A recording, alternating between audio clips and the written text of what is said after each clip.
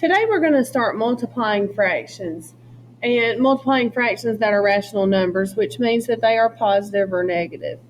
Multiplying fractions is probably the easiest thing you'll do with fractions. I've talked about, the rules for multiplying and dividing.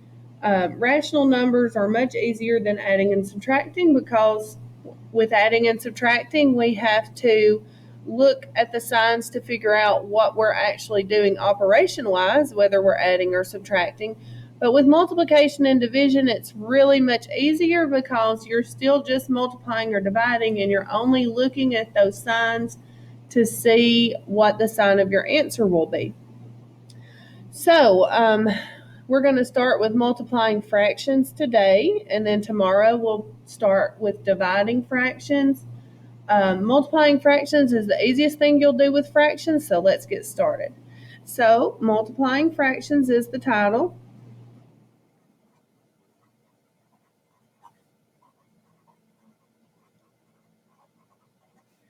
And this is our 7th notebook entry. And you will be uploading this, so you need to make sure you keep this handy for when you do your practice work. So we're multiplying fractions, and let's just go ahead and write our rules for multiplying and dividing rational numbers. If the signs are the same,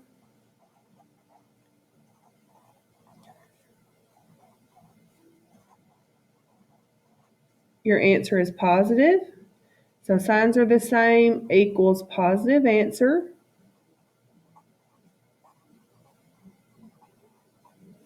And signs are different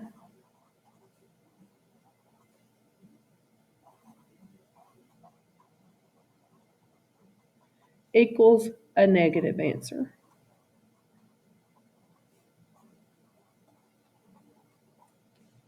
So, when we're multiplying fractions, we don't need a common denominator. Just when we're adding and subtracting, you do need a common denominator. But when multiplying fractions, you do not need a common denominator. All you're going to do is multiply straight across the top and straight across the bottom. So you need to remember that, because when we start doing all 4 operations at the same time, you need to be able to switch your mind back and forth between, is this adding or subtracting? If it is, I use a common denominator. Is it multiplying or dividing? If it is, I don't need a common denominator. So let's just make that note. Only when multiplying or dividing,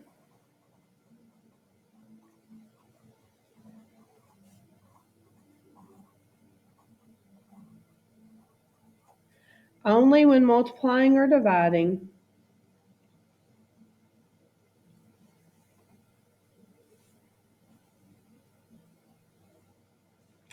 let me do it like this. I don't need a common denominator.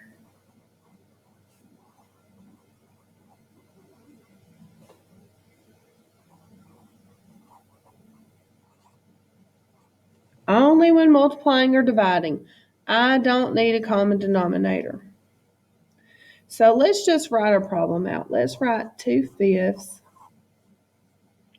times 3/7 equals, and let's make this negative 2/5. So negative 2/5 times 3/7, you may see it written like this. You may see it written like this.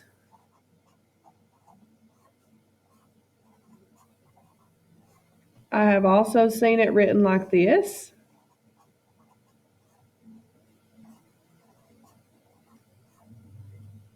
You may see it written like this.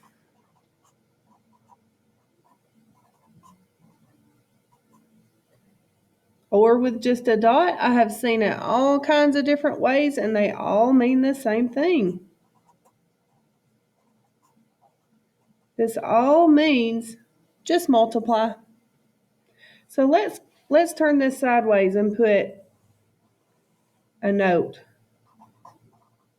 Ways I might see multiplication written. So all of those are ways you might see multiplication written, and they all just mean to multiply. What we're going to do is we're going to get a blue for our thought bubble to tell how to do this. So we're not going to draw our thought bubble first. Let's go ahead and circle this top one with a black box, just so we know that this is the one we're working with.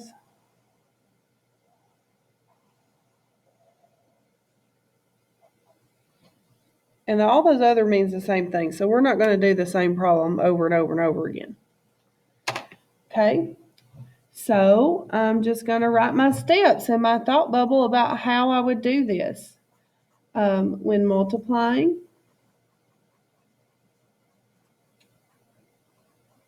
fractions, I multiply my numerators.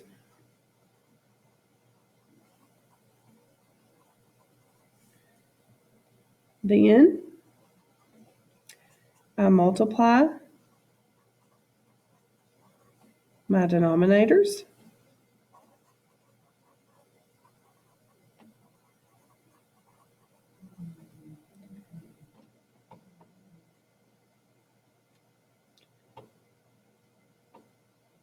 Last, I check my signs.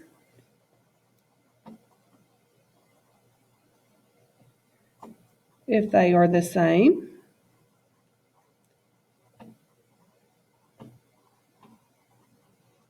my answer is positive.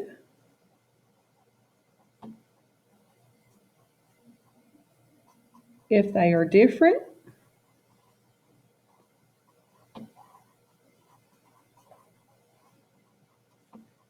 my answer is negative.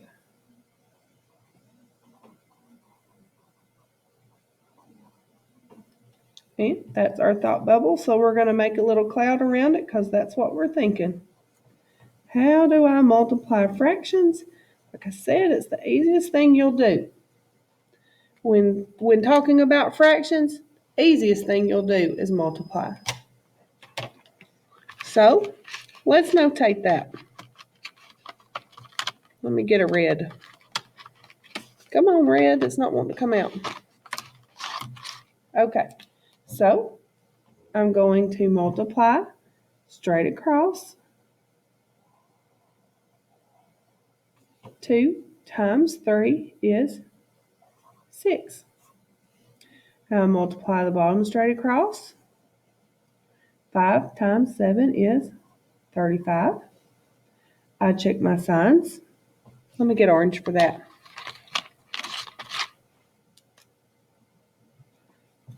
This was a negative and a positive. They're different, so my answer is negative. Negative 6/35 is my answer. Wasn't that so easy? I knew it was so easy. Okay, so let's do some practice. So if you need to pause this video to get caught up, please do. And we're going to start practicing. Remember, use these videos. You can stop them, you can rewind them, you can fast forward them to what you need. Use them to your advantage. Even if you're in my live class, you can always go back to study and watch these videos to remind yourself how to do it, especially when our midterm comes up in December. Go back and watch these videos to study for your midterm. So let's get started on practicing a few multiplying fractions. We're only going to do multiplying fractions today, but don't let it fall out of your ear because we'll be using it some more, but we're going to have to practice dividing fractions longer than multiplying fractions. So we're just going to do this today and we'll start dividing fractions tomorrow. So let's do some practice problems.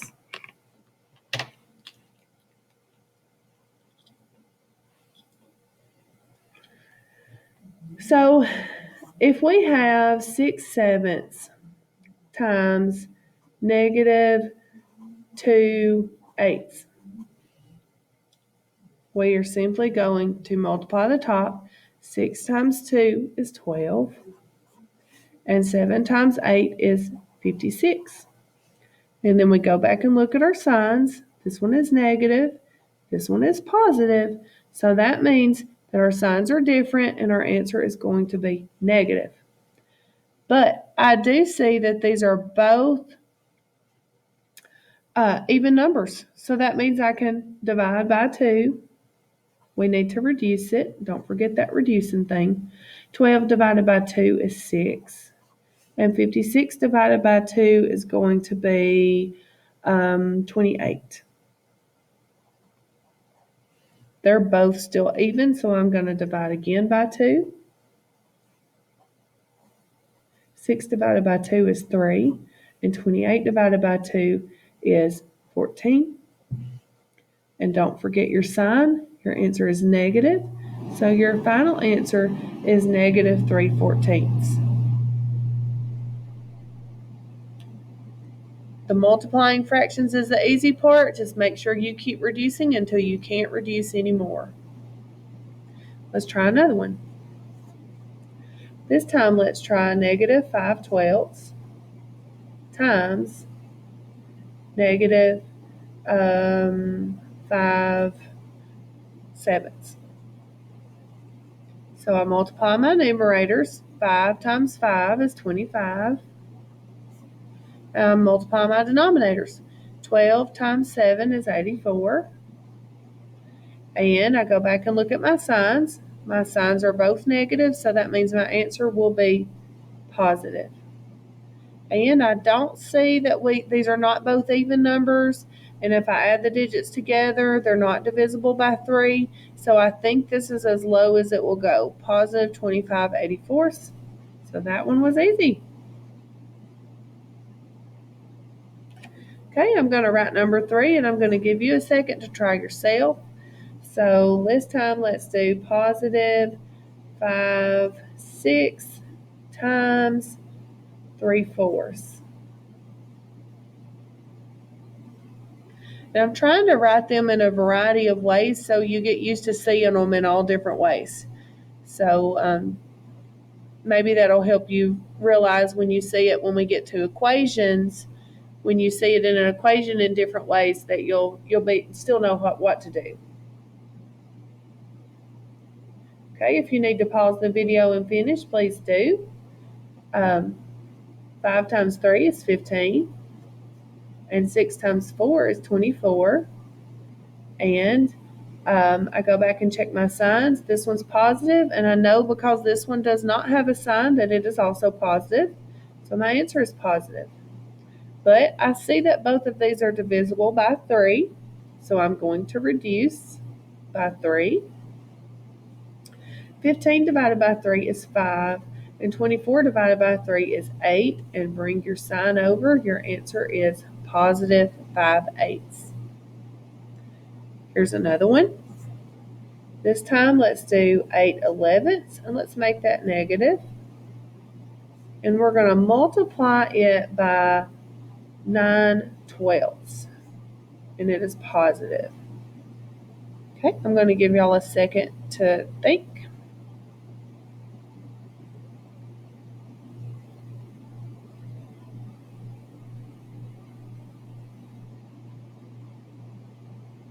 Okay, if you need to pause the video because you're still thinking, please do, but we're going to move on.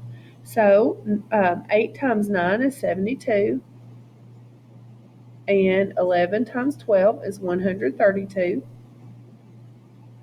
I go back and I check my signs. I have a negative, and I know this one is positive. I have a negative and a positive, which means my answer is negative. And I see that both of these are divisible by 2, but I also see that both of these are divisible by 3. I've told you before that there's a special thing you can do to see if it's divisible by 3, and that is you can add the numbers together. 7 plus 2 is 9. That's a multiple of 3. And 1 plus 3 is 4, and 4 plus 2 is 6. So that's a multiple of 3. So I can divide both of these by 3. So let's do that. 72 divided by 3. I don't know that off the top of my head, so I'm going to come over here. It's 24. And 132 divided by 3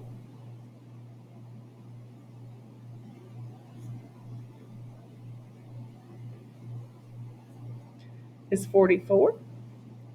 I see that that is still two even numbers, so I can divide by 2. I can also divide by 4 because 6 times 4 is 24 and 4 times 11. So I can do it by 4. So let's do that. 24 divided by 4 is 6 and 44 divided by 4 is 11. And I don't forget my sign. It's very important that you don't forget your sign. Negative 6/11 is my final product there. Let's do another one. This time let's do 5/15. Let's make it negative times 1/2. And let's make that one negative also.